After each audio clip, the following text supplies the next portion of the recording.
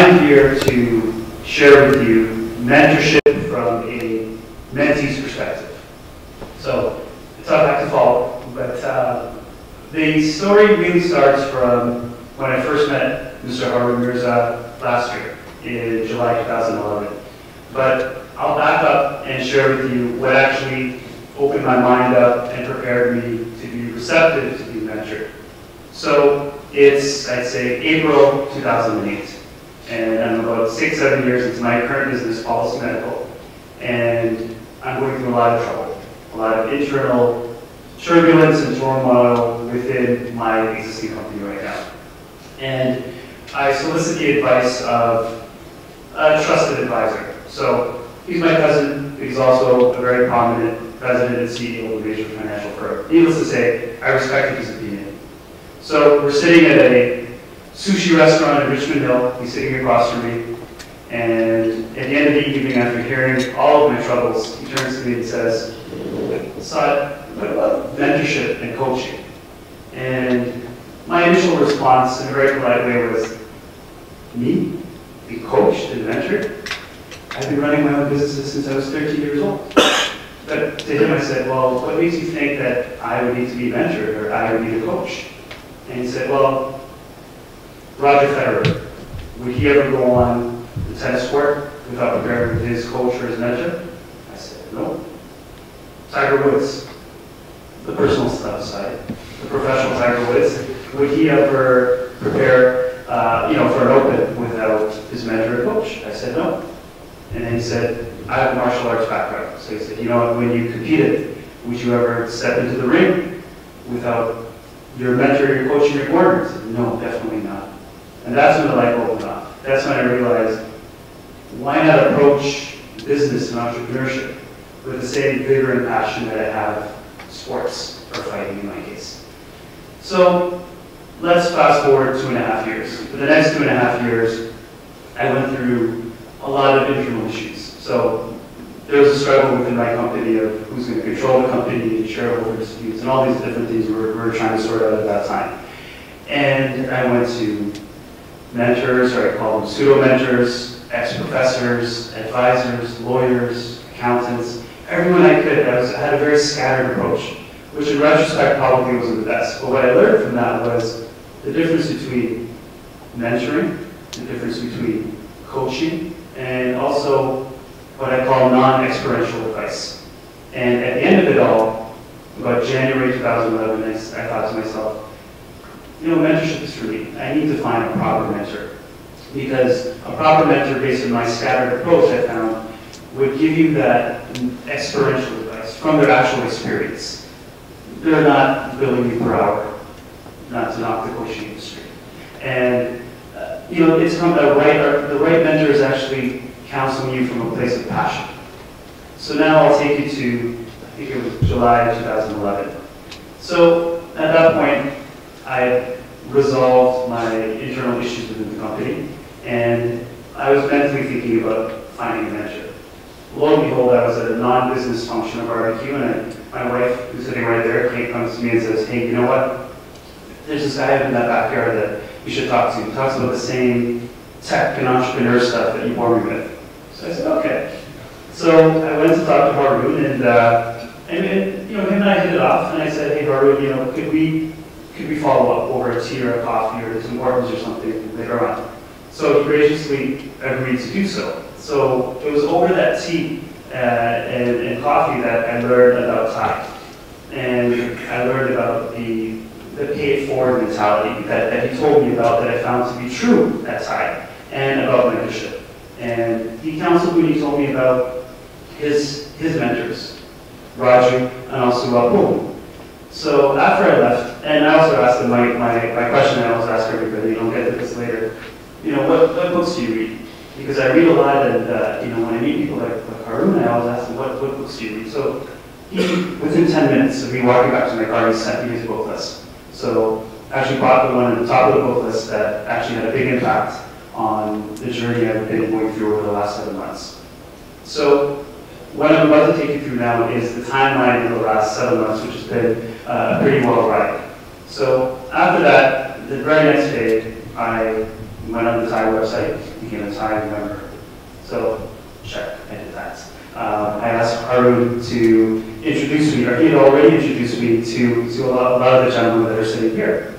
And I approached him and said, you know what, I would very much like a Toronto-based mentor.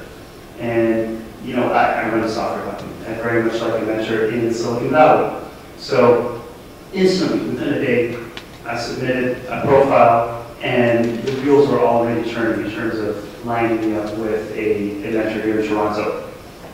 A couple weeks later, Harlan sent me an email and said, hey, you know what, here's an event that's happening in Silicon Valley. It's the type of event that you should probably attend. So it was one of those, it was an evening event in the Valley that a local person would attend. So, you know, it's like me saying, hey, you know, Harlan, there's something going on tomorrow night, let's go down and check that out. So normally what I would do is I would file it away, and that was on Monday he sent me that email, and on Friday I'd probably go to my wife and say, hey, you know what, in a couple of months I'd like to check out the TiE Silicon Valley website and go see one of these events. But I didn't do that for some reason. I hung up the phone, called my wife. Within a few minutes she said, we have two very young kids, so there's a lot of coordination that has to go on with these types of travels. So within a few minutes she said, you should just go. Within a few hours I bought a plane ticket, right? And then the very next day I was driving across the Golden Gate Bridge on my way to this TiE event. And I'll just backtrack to some of the mental preparation I did. Because, you know, some of the books that Harlan suggested really centered around positive thinking and controlling your thoughts. And it was when I started to actually control and channel my thoughts to actually prepare for the goals I really wanted, I really feel a lot of these things actually started happening. So in preparation for the TiE Silicon Valley initial meeting, it was a healthcare IT tracked meeting.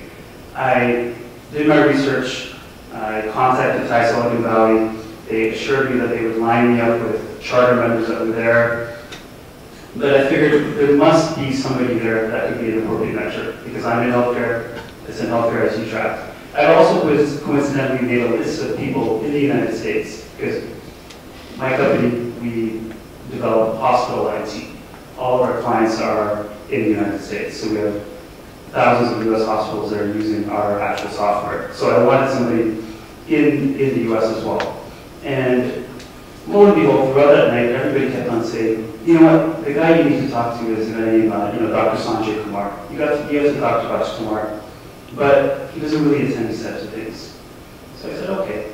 So one of my plans was I needed to get to the head table of the TiE Silicon Valley table. So I found out who the president was, and 10 minutes before the keynote speaker, I struck up a conversation with him, getting a plate of food, and he invited me to the table. And we're sitting around the table, and I said, okay, goal number one achieved. So I went around the table and I said, you know, do you know, here's who I am, do you know who would be a good mentor for me?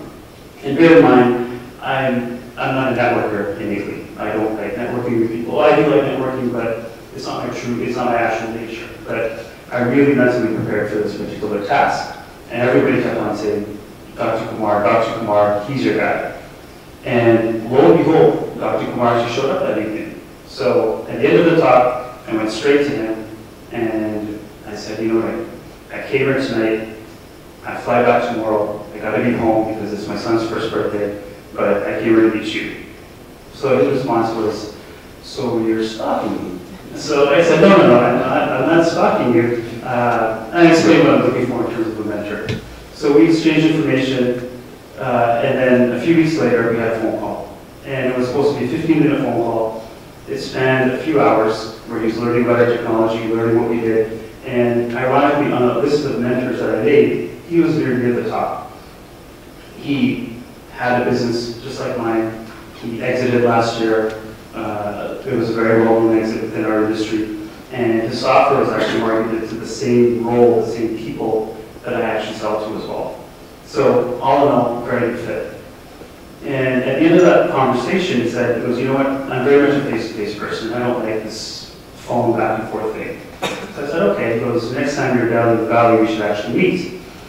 So I said, okay, can you tell me when? And he just mumbled and said, I have time next Monday, Tuesday. So I I'll be there. So next Monday and Tuesday, I happened to be at his guest house as a guest, and he woke me up at 6 a.m. and we worked from 6 a.m. to 1 a.m. for 2 days straight as he dissected me, dissected my business, and gave me homework. And this is where the lessons that I can share with you actually start. So he gave me tasks to do. And he gave me tasks I later found out that he didn't think that I would actually do. And he gave me about 2 months worth of tasks to actually do. So our business was going like this, and then it sort of flatlined. So the 2 initial tasks he said is, you need to limit client attrition. You need to get on the road and visit every single one of your hospitals face to face, and make sure that they're still going to be your client base. The second thing he said is, you need to find out who still wants to buy your goods. You need to do a market research study. So within 2 weeks, I started flying, visiting all the clients, and I completed the market study. So he followed up with me in 2 weeks, and it was then that I think that we were sort of blinded at that time. He learned that I was actually executing and following what he said. And then from there, the relationship really, really progressed. He became increasingly involved with our company. He started to lend more and more of his time, and to really give you a snapshot of how things have transpired. I mean, we went from a team of only 5 or 6 people. We're now up to 17, going on to 20 people, and he's helped us to increase our sales team. He's helped with product strategy and product development. We've even been on a business development trip, him and I together, for about 10 days in Dubai, visiting all of our hospitals there as well. So things have really, really moved. But I mean, just looking back and thinking, well, why has this happened and how has this affected our business? I can share with you and say that, I don't think it's luck, right? I think that it's really focusing your thoughts, having that deep desire to find a mentor, and also once you find that mentor, from a mentee's perspective, it's also winning their mind share, winning their respect and their trust as well. So he gave me tasks, and I didn't agree with everything he said, but the ones that I did actually went out and I executed immediately. He gave me books to read. I'm a very slow reader, but he gave me 4 books to read before our first meeting at his guest house. So I was up all night reading those books, taking notes, because I wanted it to be relevant, because I knew he would go over that content when he dissected me in my business. So it's actually executing on what your mentor is actually giving you. So now we're actually at the point where things have moved so fast and so quick that the mentorship relationship, in our case, is being blurred into almost mentor slash partner slash question mark, that we're now at the process of actually defining. And out of all the things that he works on, he's working on many other things in terms of his dealership, but it literally donates about 11, 12 hours a day to what it is that we do. I mean, one day in my office, a FedEx package showed up, I opened it up, there was a US cell phone. And then I turned it on and it started ringing, it was him. He goes, this is a cell phone, so I can get you whenever I need you. And that's how the communication actually started. Now, I'll close with really 3 pieces of advice that I received from, well, the first one, 4 pieces of advice. I think it's important, and Harvey mentioned this to me, and I've heard this time and time again. It's important to have more than one mentor. I think it's important to have 2 mentors, to balance that advice off of one other person at least. So, I'm in the process of wrestling with that and trying to figure out who that other mentor would be. But I've had the opportunity to actually sit down maybe 2 or 3 times with Harvey's mentor here in Toronto and just run a few general business things by him.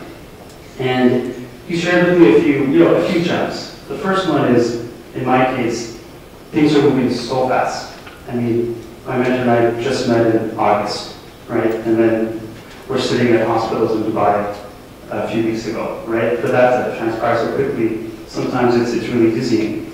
But, Harvey's mentor Colin said, you have to step back often. Just step back often enough and take a look and evaluate and see, where are things going? Am I comfortable with this? The other thing he told me is embrace discomfort. So, personal example, in my case, all of my clients are in the US. For me to actually continue to scale the business and grow the business and see my clients, I may have to move to the United States maybe for a year, 2 years, whatever the case may be. So, which is not comfortable for me to do. I prefer to try to do it here from Toronto. But the piece of advice I got is continually push yourself out of that comfort zone. If you feel it's uncomfortable to get an mentor, then do it. That's the sign you need. Because when I pushed myself out of my comfort zone, when I jumped on the plane and went there and attacked the TiEQuest2012 Valley meeting on the hunt for a mentor, that's when things started happening. And then the minute I actually started thinking about, well, I could probably just do this from Toronto. I don't need to stay close to my wife and my 1.5-year-old, my 3-year-old, things will be okay. Things started to slow down a bit. So really you have to push yourself out of your comfort zone, and that's when things actually start happening for you. So from my experience as a mentee, if you want to embrace further success, I would really encourage you to embrace the idea of being a mentee and embracing mentorship. Thank you.